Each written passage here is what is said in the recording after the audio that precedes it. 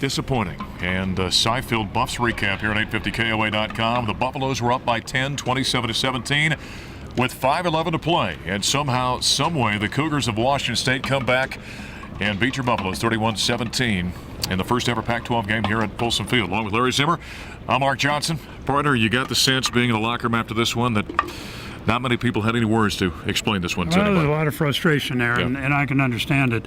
You got 5 minutes and 11 seconds left to go in the football game. You're up by 10 points.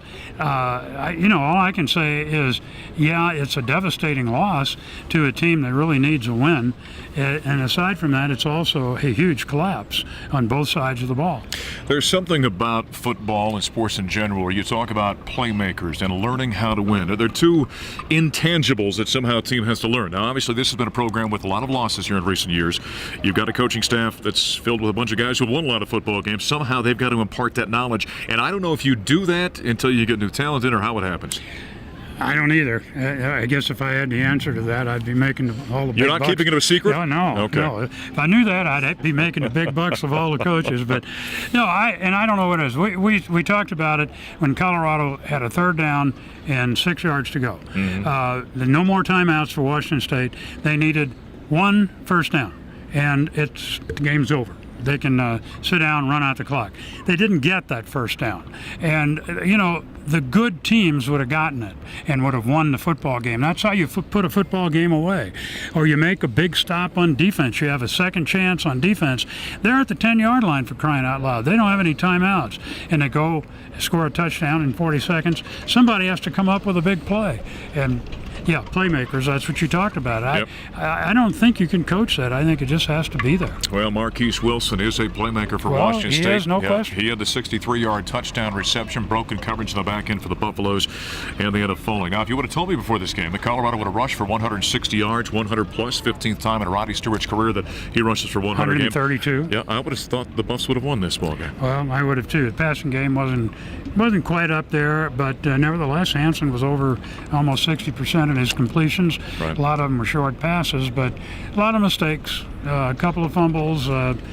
Hansen threw an interception early in the game. That was a deflection. It was deflected, yes, you're right. Yeah. So, it's just the mistakes just pile up on each other. We were commenting, they had cut down on the penalties. Well, they end up having 10 penalties in the game.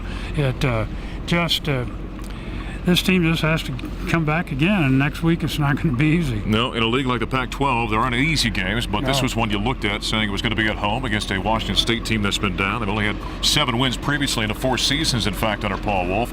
Next week, though, it's a top 10 team. You got to go face the guy that some say is the best player in America, the number 1 pick in the NFL draft, that being Andrew Luck, and the number 6 ranked Cardinal. Well, I'm looking forward to seeing him. I hope you never know. The Buffs can get it together and play him a heck of a ball game out in Palo Alto, but this is the 5th time we've done these after a game, and I think at least 3 out of the 5 we've been talking about woulda, coulda, shoulda. Yep. And that's how close this Buffalo team is, but close is only good in horseshoes, I guess.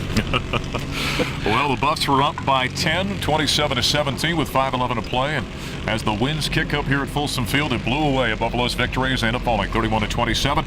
Again next week, we'll come to you from Palo Alto, California. The Buffs on the road against Andrew Luck and number 6 Stanford will hit the air at 3:30 on our flagship 850 KOA, the Buffalo Stampede, and then at 5:30 Mountain Time, the kickoff between the Buffs and the Cardinal. For Andy Lindahl and Larry Zimmer, everybody in the Buffs broadcast, I'm Mark Johnson. Thanks for being with us on our Buffs recap. Colorado Falls 31-27. Thanks for joining us here at 850KOA.com.